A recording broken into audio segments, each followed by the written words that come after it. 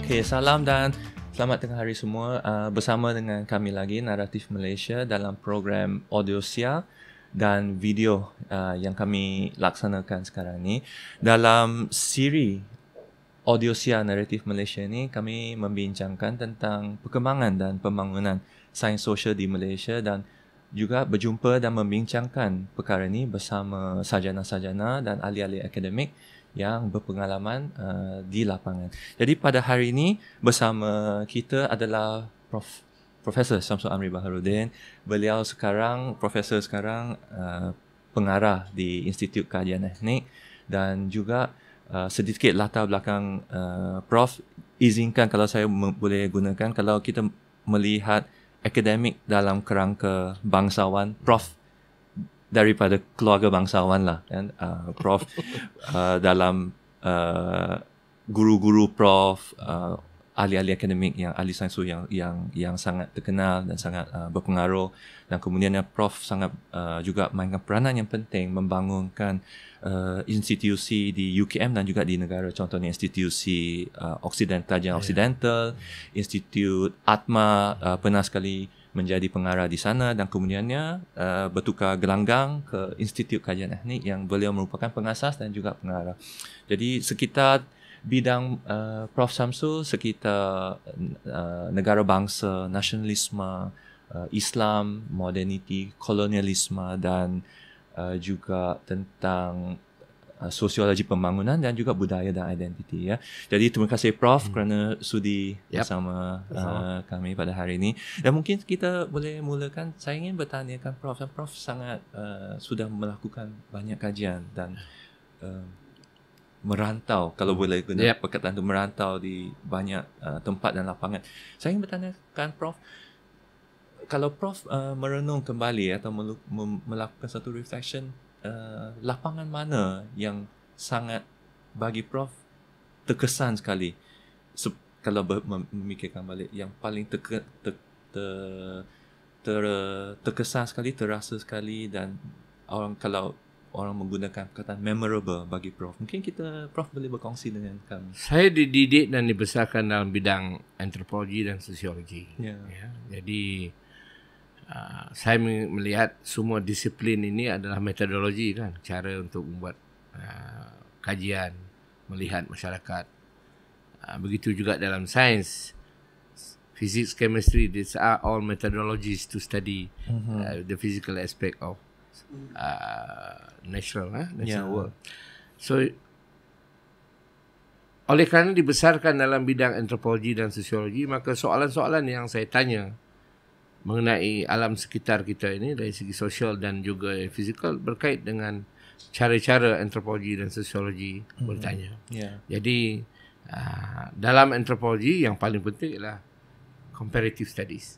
Dia tidak boleh membuat satu kajian tanpa tidak membandingkan. Walaupun dia memfokus pada satu komuniti, tetapi akhirnya dia akan melihat perkara-perkara generik seperti kinship, ritual, symbolism. Dalam proses itu akan melihat perbandingan dengan masyarakat-masyarakat lain. Jadi kita kaji Islam, tapi kita juga bincang tentang Hinduism, Buddhism dan sebagainya untuk meletakkan di mana Islam itu dan juga rakyatnya dan juga ummahnya, kerana agama itu is embedded in the society. Selalunya kalau dalam Malaysia ni agama Islam datang paling lewat bandingkan dengan Hinduism dan Buddhism. Jadi dia terpaksa mengikut acuan yang sedia ada. Itu sebabnya dapat elemen agama-agama yang berbeza dalam cara hidup orang Melayu beragama Islam. Dan jangan lupa, dia sebut Islam, kebanyakan orang ingat Melayu saja, tapi sebenarnya adalah you flip the coin, you see Malay Muslim, Indian Muslim, Chinese Muslim, berbagai-bagai lagi. So it's a bit complex, not just Melayu kan. So I'm now compiling my whole essays on Islam observed in Malaysia kan. It's called Muslim Malaysian Observed, some contemporary narratives kan. So it's a book that I'm coming up with based on my essays. So itu bidang yang saya minat. Tapi awalnya saya berminat tentang kajian sosiologi pembangunan. Di situ sosiologi, kurang antropologi, kerana ianya is a global studies. Study mengenai hubungan kaitan antara kawasan, antara negara kapitalis, negara sosialis, negara komunis, sistem-sistem lain yang semuanya mengaku membawakan pembangunan, tetapi mengapa berbeza. Dan di situlah saya mendekati teori-teori pembangunan daripada zaman Andrew Gunnar Frank, Development of Underdevelopment di Latin American countries. Kerana debate kebanyakannya di Latin America. Kerana itu industri terbesar Amerika itu, buat kereta dan sebagainya di Latin America. Dan itu paradigma dan subjek pada masa itu. Kemudian development studies diikuti oleh globalization studies. Sebabnya proses industrialization berlaku di mana-mana. So, globalization is ekoran daripada kajian mengenai perkembangan industrialization di seluruh dunia. Kait-mengait hubungan, misalnya buat kereta Jepun di Asia Tenggara, bodinya dibuat di Thailand, enjinnya buat di Filipina, dan bila dicantumkan dibawa ke Malaysia. Ini macam itulah yang saya lihat, yang minat saya. Okay. Jadi kalau berlatar belakang perkembangan tu ya Prof, dan juga peristiwa-peristiwa yang proses yang berlaku tu, kemudiannya bagaimana Prof membentuk minat Prof atau kesarjanaan Prof? Bagaimana Prof, dan mungkin lebih khusus lagi disebabkan kita membincangkan sains sosial di Malaysia, bagaimana Prof menempatkan perkembangan tu dan minat Prof itu dalam kesarjanaan Prof sendiri dalam perkembangan sains sosial di Malaysia? Sebenarnya saya melihat perkembangan sains sosial di Malaysia ni amat baru. Kalau kita lihat laporan yang disediakan oleh Samuel Huntington, Manning Nash, Myron Weiner, dalam satu laporan yang bernama Social Science for Unity in Malaysia 1970. Itu 19 selepas berlakunya 13 Mei. Sebelum itu ada sains sosial, tetapi ia tak dipanggil sains sosial, diletakkan Fakulti Ekonomi, Fakulti Pengajian Melayu, Jabatan Pengajian Melayu, Fakulti Sastra. Malah di Fakulti Sastra tu ada satu degree, Bachelor of Science, Bachelor of Arts in Mathematics, di UM. So orang tak tahu itu. Masih ada Prof? Rasa saya ada lagi. Sebab apa? It's about logic. Baik. After all, mathematics is about logic, about explanation. So it's menarik. Jadi mengapa orang bertanya saya, mengapa ada matematik di Jabatan Pengajian di Sastra, Fakulti Sastra di UM? Kerana humanities adalah asas sains sosial. Sains sosial ni timbul di Eropah akibat daripada Industrial Revolution dan masalah yang timbul daripada Industrial Revolution nak diselesaikan. Jadi social science tu bermula dengan Study of Poverty. The 4 volume by Charles Booth on poverty in London. Dia buat map on poverty in London. Jadi pada saya, social science is the child of Industrial Revolution. Itu yang dikatakan. That's what they always say. Tetapi humanities is the origin of all knowledge in terms of human discourse. Bukannya ilmu wacana wahyu, no. Wacana kemanusiaan, wacana manusia, yang dikatakan sejarah, sejarah, falsafah, linguistik. Jadi inilah yang dulu dalam falsafah ada yang berkait dengan pembinaan teori-teori tentang biologi. Kita ingat bahawa matematik ni didahului oleh teori Pythagoras theorem, Archimedes principle sebelum ada matematik. Sebelum ada sains. Yang saya rasa Francis Bacon dengan dia punya empiricism sangat berpengaruh dalam membina sains sebagai satu bidang pada kurun ke-12. Jadi humanities, science and social science. Therefore social science ada komponen semua. Sebabnya humanities menjadi komponen yang penting pada social science bila melihat tentang elemen manusia, elemen kemanusiaan. Kalau dia tengok tentang pekerjaan, apa impact exploitation. Majalah Human Organization adalah satu majalah berkenaan Industrial Revolution dan pekerja pada tahun 30-an. Di mana ya? Di Amerika. So masa tu heboh dengan Fordism dan sebagainya. So tetapi dalam sains sosial juga, because we are studying what the social and the body. So ada banyak pengajian yang bersifat saintifik dalam sains sosial ini. Kalau kita tengok sains perubatan, kita lihat di mana pembinaan kefahaman mengenai perubatan tu dan connection atau kaitannya dengan hidup manusia itu sangat jelas. Jadi sains sosial menjadi kumulatif dari segi kandungan dan juga teori dan konsepnya akibat yang terkini dalam 3 bidang yang besar dalam dunia yang datang sebelumnya itu. So di situlah timbulnya teori sosial. Seperti Marxism, apa yang digunakan oleh Durkheim, Weber, yang bukan terpulang bukan terletak dalam sains sosial saja, tapi dia berbincang mengenai soal-soal humanities, soal exploitation dan sebagainya. So itu sebabnya mereka diangkat sebagai social philosopher, bukannya filosofi tulen gitu. Seperti siapa yang menciptakan social justice ialah mengenai bukannya mengenai pure filosofi, but social philosophy. Jadi ada satu gabungan lah, mungkin gabungan atau pertemuan. Dan social philosophy inilah yang menjadi panduan kepada ahli-ahli sains sosial yang melihat masyarakat. Maka timbulnya sistem komunisme yang Marx katakan ini the best system after all the capitalism, socialism, akhirnya komunisme. Begitu juga dalam kapitalisme pun ada juga teori dan konsep dia.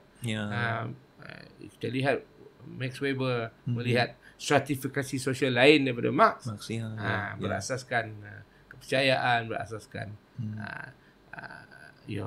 kedudukan sosial. Durkheim pun begitu juga mengkaji mengenai masyarakat manusia yang sengsara akibat masalah sosial sehingga sanggup bunuh diri. So kajian dia mengenai impak langsung daripada daripada Industrial Revolution. Jadi kalau Prof di belakang 3 pertemuan dan juga gabungan, boleh dikatakan kerana Prof menyedar dan juga mengambil tahu gabungan ini, adakah ia mempengaruhi, itu yang menyebabkan Prof dapat pergi ke pelbagai bidang, dan Prof sendiri, kajian Prof langsung merentas etnik, falsafah, sejarah, contohnya dalam pembangunan nasionalisme Islam sendiri yang Prof katakan buku sedang diangkat keluar. Itu banyak mempengaruhi Prof. Sebenarnya perjalanan saya itu, saya bertemu macam-macam discovery lah. Misalnya yang paling penting pada saya adalah 3 konsep: epistemologi, ontologi, and methodology. Pada saya, perjuangan saya dalam dunia akademik ini sebenarnya untuk membolehkan ilmu yang susah-susah, payah-payah nak baca terjemahan daripada bahasa Inggeris, dari Jerman ke bahasa Inggeris, bahasa Inggeris ke bahasa Melayu, tak Melayu jarang, bahasa Indonesia. Macam mana student saya yang tidak tahu Jong Fangkal ni nak diajar benda-benda ni? Itu pun bila belajar antropologi sosiologi di Universiti Belayar, rupanya pergi ke England, dia kata dah ajar sekolah menengah. Jadi orang yang berijazah daripada UKM ini dalam bidang antropologi sosiologi hanya layak sama taraf dengan HSC. Bayangkan itu tak dapat kita elakkan. Jadi usaha saya dalam, kerana ia tak dapat pisahkan dengan cara saya mengajar ilmu ni, jadi maka saya merasakan bahawa saya perlu membina alat-alat analisis, analytical tool. So that is a key word, analytical tool. Saya bayangkan a surgeon, a neurosurgeon uses a different tools. They use different tools compared to orthopedic surgeon, because they are cutting up different things. So the sophistication of academic analysis has to be able to use many forms of analytical tool to allow to dig into many layers of the knowledge and the implication that we study. So memang saya punya salvation dalam Malaysia ni ialah menggalakkan pembinaan analytical tool. Maka saya bertemulah dengan EOM ni, epistemologi, ontologi dan metodologi, sebagai asas memulakan mendekati ilmu. Ya. Mungkin Prof boleh berkongsi sedikit kalau sedikit tentang epistemologi. Kalau bincang tentang epistemologi ini, kita tentang bincang tentang asal usul ilmu. Ya. Jadi bila bincang asal usul, kita mesti bezakan antara ilmu wahyu dengan ilmu human discourse yang dibina melalui induction. Ya. Yang Prof katakan ilmu manusia, kemanusiaan, wacana manusia. Wacana manusia. Jadi apa yang berlaku ialah ilmu wacana manusia ada 3 saja bidang. Iaitu humanities, science and social science. Ya. Ini 3. Dan 3-3 ni mesti ada epistemologi dia. Mesti ada. Jadi bila kita buat research kita, dari awal lagi kita tahu daripada mana kita ni. Adakah kuantitatif, kualitatif atau mixed mode. Jadi kita dah tahu dah. Adakah kita ni berasaskan social science, humanities ataupun menggabungkan dengan pure science. Dan begitu je pure science. Study of zoology have got a lot of social science like model. You study monkeys, you study kawan saya zoologist expert. They said we have to borrow from social science to study the society of gorillas and monkeys, and also the society of ants. You see, they use the word society of ants and community of ants. So it's quite interesting to me that people don't see that way, because we don't reach to that level of analysis in our daily life, and because we are separated. And also because of the compartmentalization. So what I'm trying to do is, apa yang saya ingin buat lah, bagaimana memahami epistemologi ini boleh membantu you mula memikirkan. Sebabnya begini, itu membina analytical tool. Jadi ontologi itu reality. Reality itu ada 2, abstract and real reality. Abstract reality is nobody has ever seen a society. A society. Have you seen a Malaysian society? But we know there is a Malaysian society. So that's what I call abstract reality. It's a big contradiction of term, but that's what it is. But there are real reality, which you say, okay, we know that about the impact of tsunami. We see tsunami happening. It's very real. Yeah, real. So that's the second part, the ontology part, which consists of both real reality and abstract reality. Epistemology is the basis, tapak berloncat daripada mana kita nak loncat. Adakah kajian kita ni humanities atau science atau social science atau gabungan ketiga-tiga ini. Dan pada saya yang penting sekali ialah bila kita ni sebagai seorang student, sebagai seorang ahli akademik buat research, we are, I don't know, I don't like to use this example, you know, people who are collecting garbage for recycling. They have to figure out, they may have a mountain of garbage waste. They have to figure out how to arrange them. To arrange them, you need some epistemology. It's the same thing. We have so much data on Malay intellectual. So how do you organize this idea to allow them to be understood and present them in an accessible manner to people? Otherwise, you'll be hitting in the dark, shooting in the dark. So this is the biggest issue in this country when it comes to academic work. From my point of view, I've supervised 55 PhD students, and another 50 odd external examiners, another 50 odd MA and all this stuff. So I learned from that humble experience of mine is this is what a Malaysian student need in Malaysia, not someone educated in Oxford or Cambridge. They know too much and they don't know Malaysian society. Okay, they know too much theory, too much concept, and then straight away they apply without realizing it is not possible to apply that way. Because they're not able to modulate the complexity of that knowledge itself and the origin to the reality here. So that gap is the one I'm trying to resolve, because our student needs that. So jadi kalau student saya, dia mesti bermula lah, kalau terutamanya ambil MA atau PhD, tak BA pun buat BA thesis dulu di UKM. Saya tanya dia, apakah yang anda nak buat research? Apa yang anda tahu? Oh, saya nak buat Felda. Apa yang you tahu nak Felda? Okay, dia pun cerita. Dia pun tulis.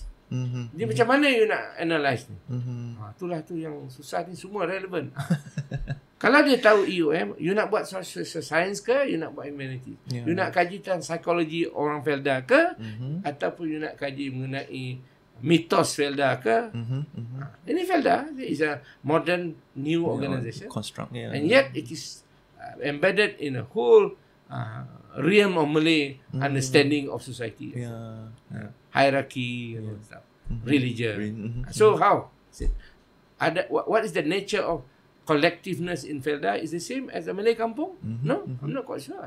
Because they are regimented in some ways. Because the biological, the scientific side is regimented. Berapa kali nak pergi baja pokok kelapa, kelapa sawit atau getah. There's a regimen. It's not just unlike in the kampung. You can go anytime you like, because you are the master of your smallholder is the master of the whole activity. So I said there are sociological differences, and this is what you want to study. So kalau you nak study, you kena tahulah nak guna social science ke, atau you nak guna humanities, atau you nak campur dengan science ke, mengenai bagaimana regimentation agriculture, regimen will regiment the life of human being. System. The ecology. So seperti orang bersawah. Kalau yang atas tu ada air, bawah ada air, kena atur. Kena tengok macam mana. So orang tak tengok itu, tapi pada saya itu penting. Saya fikir itu sangat menarik ya, Prof. Jadi ia membenarkan kita untuk melangkaui, tetapi juga masih lagi dalam bidang itu dan itu asalnya saya boleh bekerja dan berlari dalam banyak bidang. Itu yang saya fikirkan. Itu pengajaran dan mungkin peringatannya yang sangat kerana baik. Melalui pegangan itu saya boleh masuk mana bidang. Dan belajar, bukannya saya nak mengajar, belajar. Daripada belajar mengenai bidang itu saya boleh berkongsi dengan student, berkongsi dengan kawan, berkongsi dalam seminar, berkongsi dalam conference.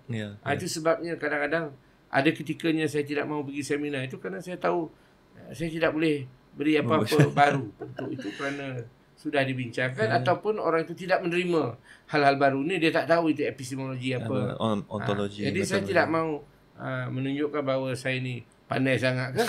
Pada saya you have to be fair lah. Prof, mungkin maaf ya, mungkin saya boleh bawa kembali sebab saya tertarik bila Prof sebut tentang kawan Prof tentang zoologi, tentang masyarakat semut.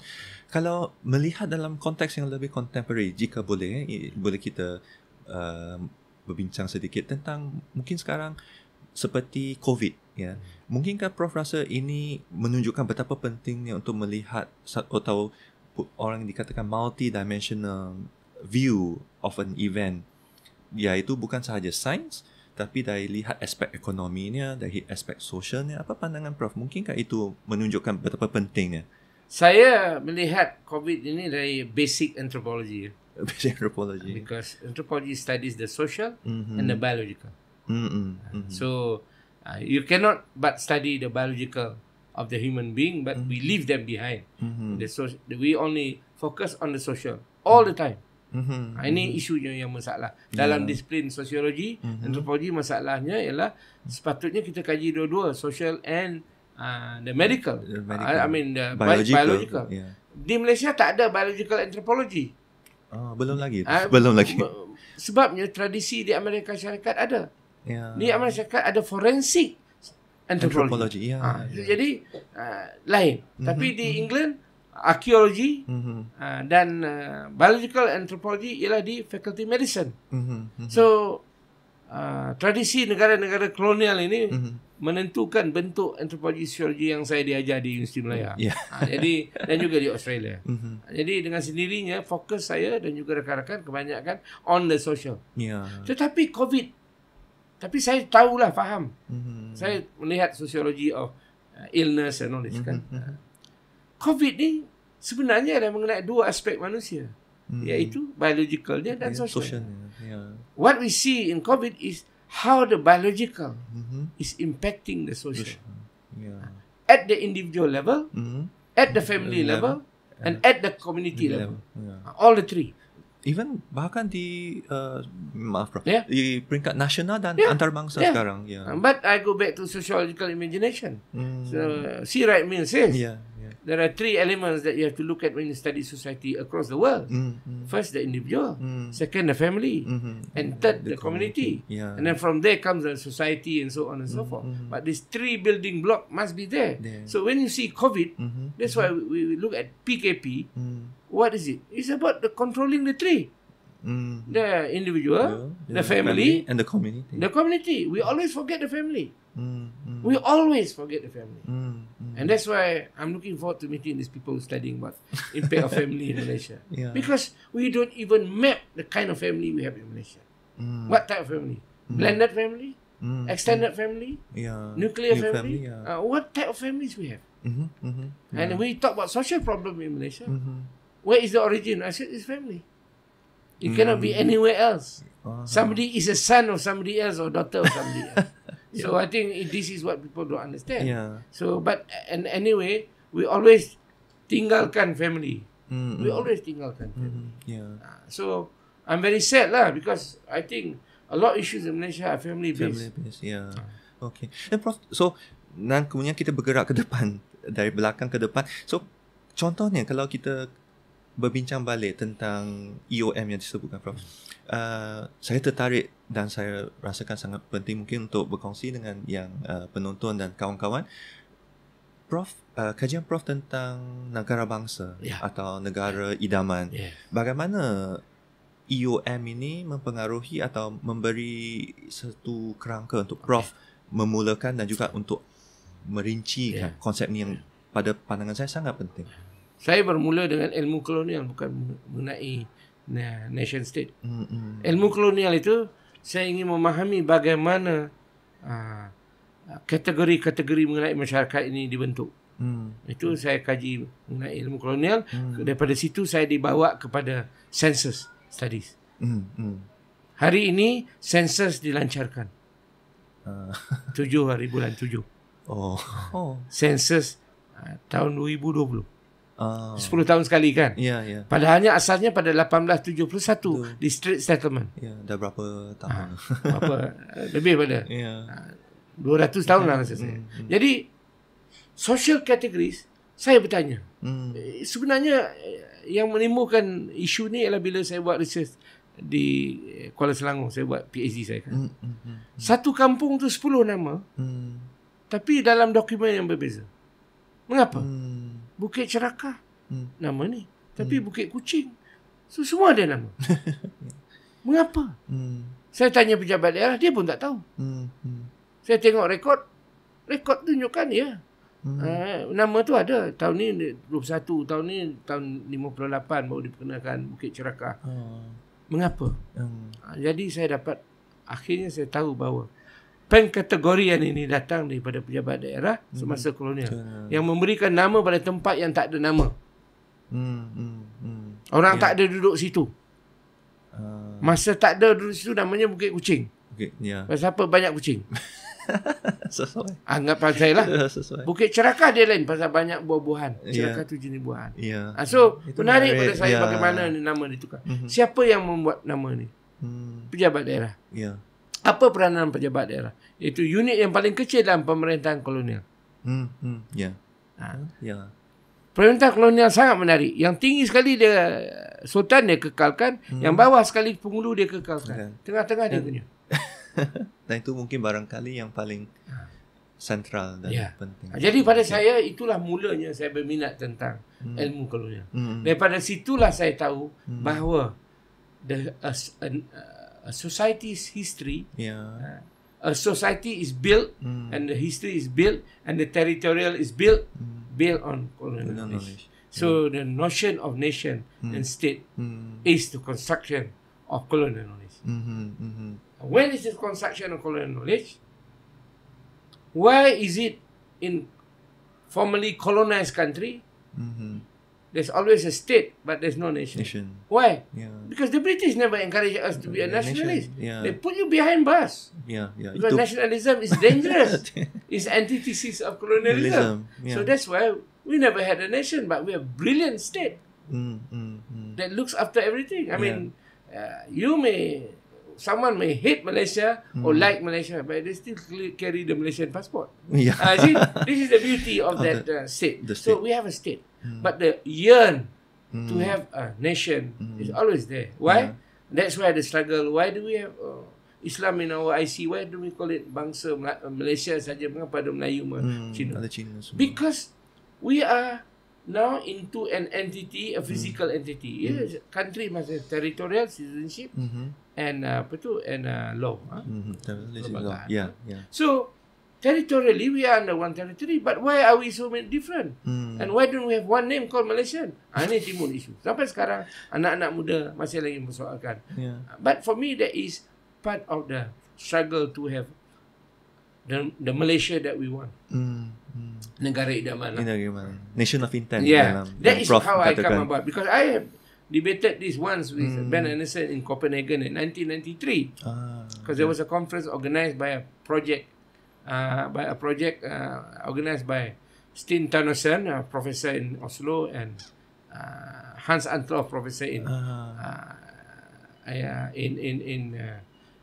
Göteborg University. Yang kemudiannya edit buku yang chapter Prof. Asian of the forms of Asian the nation. Asian form of nation. Ya. Ada chapter Prof. Saya tak ada saya mula-mula tak masuk. Ya. Saya hanya jadi pengurusi untuk seminar. Dalam pengurusi itulah saya anjurkan idea saya national intent. Yang saya anjurkan pada Ben bagi ucapan keynote. So saya, lepas tu orang bagi paper, lepas tu saya nyatakan I think there's another idea we should entertain. It's not only Imagine Community. Imagine Community is a passive idea of nationalism. National intent is active, because people wants a nation, knows a nation, fight for the nation. But Imagine Community is not about fighting, about accepting the fact that we all have the same thing. So that is the difference between what I have and that's when Ben asked me to write. Yeah. Said, why don't you write? Yeah. And as they say, the rest is history. So it's interesting for me how these ideas come. But basically it's about colonial knowledge that inform me in all this. Because with the background, the detailed colonial knowledge, I can understand how our history is constructed, how our society is made through census, Melayu, Cina, India. Dalaman tak peduli. How many Chinese, how many Indian, pecahan dalam tak masuk. Kemudian the territory. And that's why we're still struggling for our territories with Indonesia, because the Dutch took over Singapore, then they exchanged with Batavia. So it's interesting for me how territory is never ending. Okay, Prof. So saya pun ingin bertanya tadi, saya simpan tentang garbage ni.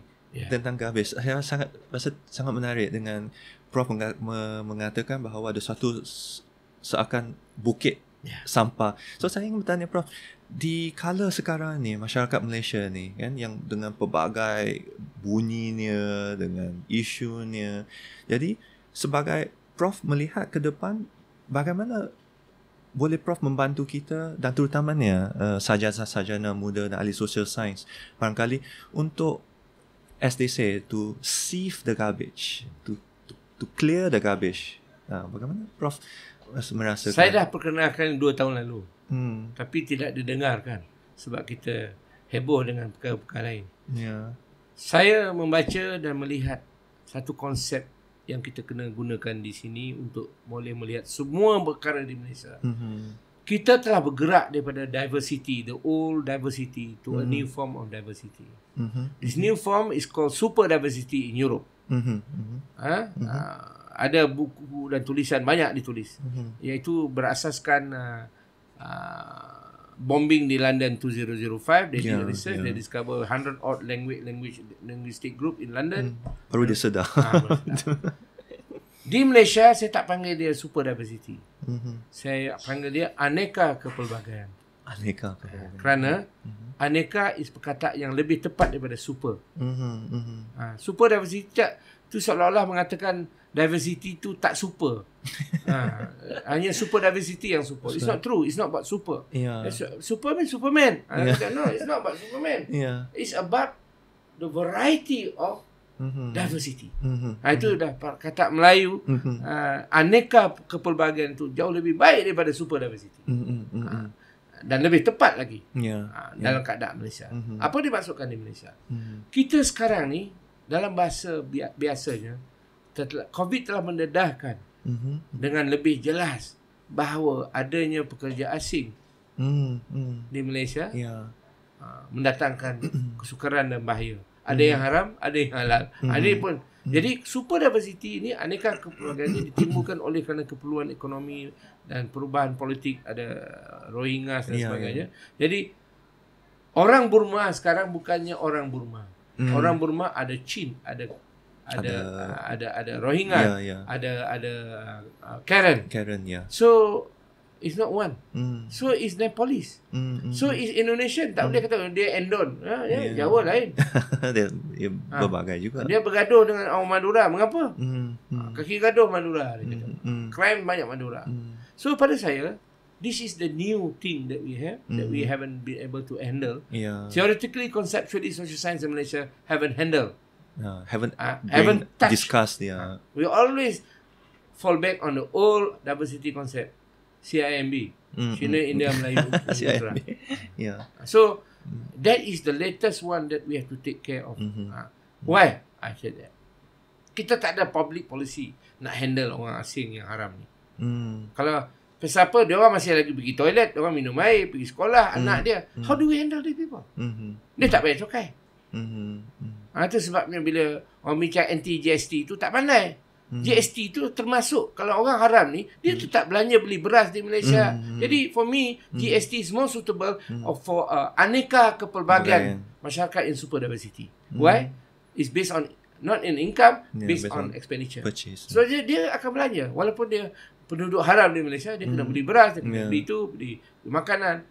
Dia kena bayar cukai lah. So itu tak bijaknya Parti Bangkang dulu memangkang GST sebab dia ilmu dia masih lagi kepelbagaian yang dah lusuh dan lama. Kalau dia ingat kepelbagaian baru, we need that money.